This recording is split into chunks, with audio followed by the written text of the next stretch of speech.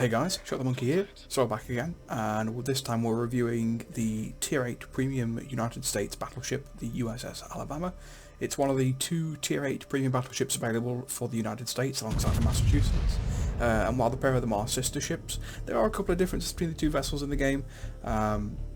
Pretty much kind of the same, but it just depends on what kind of flavour you want added on to the vessel itself. In this case I picked the Alabama simply because honestly I put all the Tier VIII Premium Battleships into a random selector and had it pick one, and it picked the Alabama. But the Alabama I've been considering before, it even did that anyway, so it just kind of confirmed the choice for me. But enough about talking about how I came to have this ship, let's talk about the ship itself. So first of all you're starting off with 63,300 hit points, which is pretty nice for the vessel actually. Not, I wouldn't say it's too bad. It's certainly more than acceptable for the vessel of this size. You can take a reasonable amount of damage with it, although the problem that you're going to have with this ship, as you do with most battleships, or if you don't have very good fire prevention, or if you're being farmed by a lot of HE spamming cruisers, you don't have the armour where you're really going to shatter HE shells all that much, so your 63,000 hit points can disappear pretty quickly if you're under constant HE fire. The nice thing about it though is that it has some of the best torpedo damage reduction in the game. I think second only to Yamato. Maybe there's some more ships that have become better than her since then. But yeah, torpedo damage reduction is very nice on this ship. The only way you're really going to be able to mess that up if you're taking torpedo hits is if you take a full spread from a destroyer, because torpedoes dropped by strike aircraft, which we'll get onto later, is really not something you're going to notice in terms of the damage that they can do. So yeah, torpedo damage reduction in the ship is pretty nice.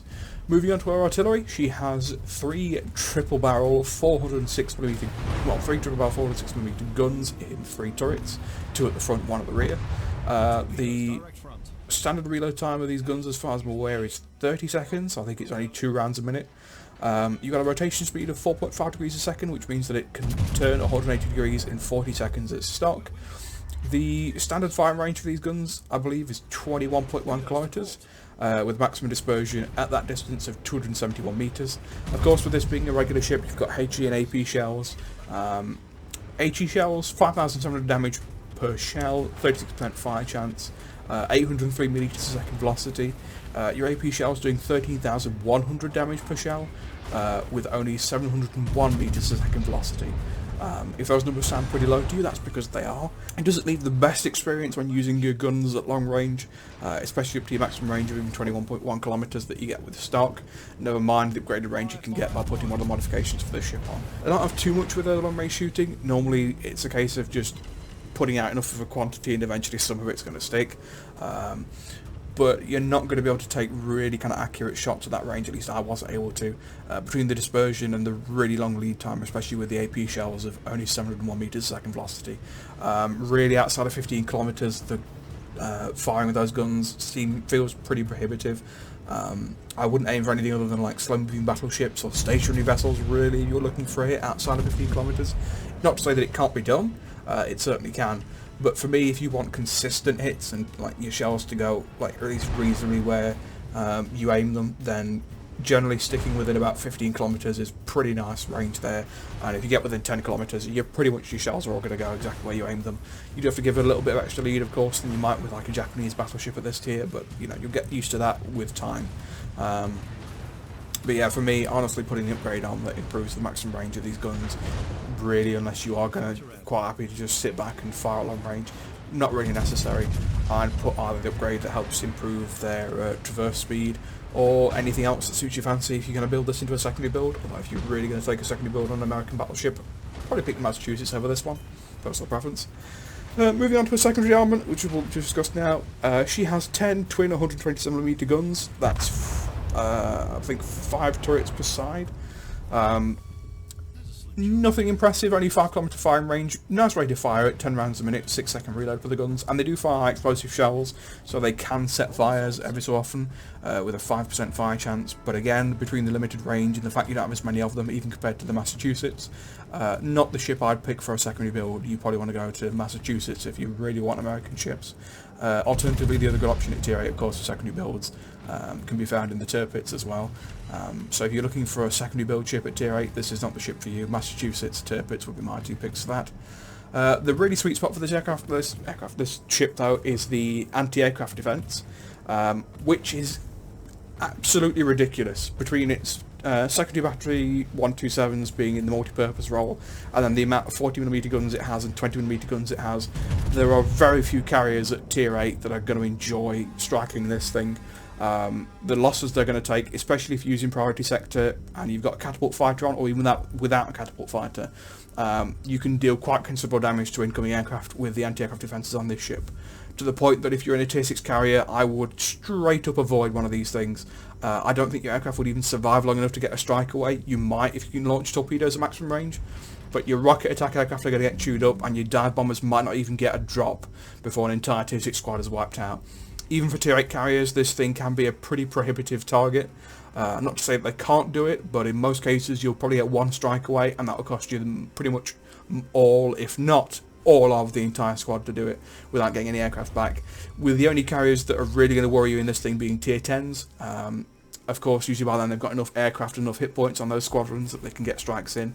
But equal tier carriers, and especially lower tier carriers, are going to have a really hard time.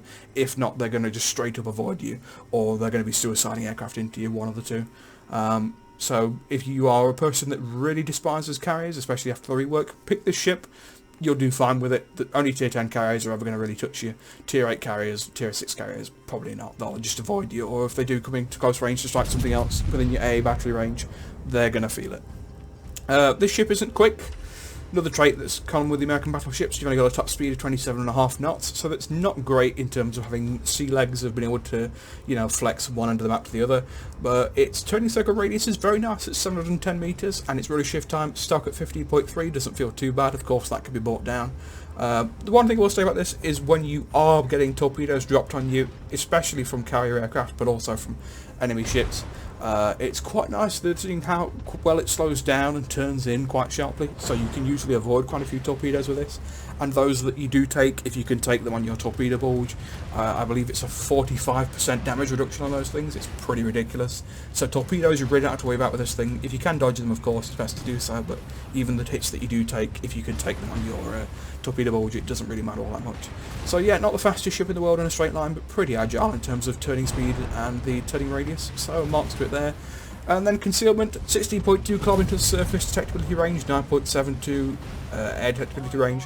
Again, not what I'd necessarily call particularly amazing. I mean, it's not bad by any stretch of the imagination, but it's one of those ships that, if you're worried about detectability range, it's usually going to be stuff like cruisers that's going to really outspot you, and even then, sometimes it might be fairly even.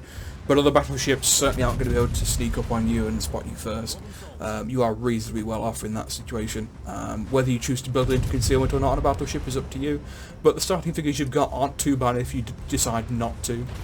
So it's not going to force you to build into Concealment if you don't wish, and you could put upgrades and points into something else if you don't want Concealment Expert, either building it into your AA or further enhancing that amazing durability you've got by backing up your torpedo damage reduction and your quite nice heal with some extra fire chance, fire reduction, and some better survival free damage control. That's personally up to you. Overall, fun ship. I've enjoyed it, certainly. You can tank quite a lot with this thing, really, because of the way the ship is designed and the way the armour's laid out. If you're going to tank with this, it's pointing directly nose in. You can angle against other vessels, but there are certain guns in the game that do have enough penetration that are going to go through that, because it has a weak spot similar to the Yamato, in that because it's got the pointed prow and then it curves out. Of course, there is always a weak spot you can take advantage of sometimes, but if you point the nose pretty much either dead on or roughly within about a 5 or 10 degree angle of whatever's shooting at you, you're going to ricochet quite a lot of shells that are fired at you, and then that just leaves you just to absorb the damage from incoming HE shells, which, as long as you aren't exposed for too long or under fire for too much, you could also afford to do on that. Yeah, been enjoyable for me. Like I said, it's a bit disappointing that you can't really use its maximum range that effectively, or at least I couldn't with the poor shell velocity that it's got and the tailwheel dispersion. But like I said, whenever you get within that 15 kilometer distance, it's a lot more comfortable gunnery then. The survivability is always kept up. and the air defense for the few times that I've been in carrier games has been very nice. I've just been able to just swat striking aircraft and striking squadrons just out of the sky, and it also clears out, of course, ship launch spotter aircraft and fighter aircraft up very quickly as well. So if you could be one of those people that doesn't mind going in and maybe like supporting your destroyers from reasonably close, your destroyers will love you if they can take cover in your AA battery, because it will really mean that carriers are going to have a hard time dealing with them. And that is the one thing that, of course, a lot of destroyer captains, especially with the carrier rework, are going to enjoy, if you've got ships like the Alabama around that can do that. But yeah. Anyway guys, that's enough for me talking. I'll let you watch what's left of the footage I've got lined up for you. And as usual, I'll thank you all very much for watching. I also appreciate those of you who comment on the videos, those of you who liked, and especially those of you who subscribed. It really helps me know that what I'm doing is appreciated, and I'll carry on doing it as best as I can. But yeah, thank you all very much for watching, and I'll see you all next time.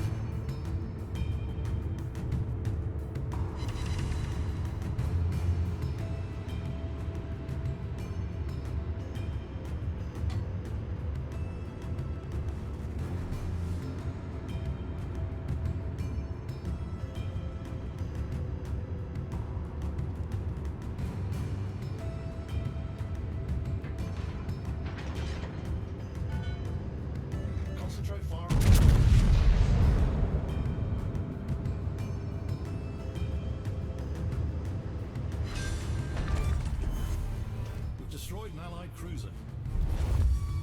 There's a slim chance we may actually win this.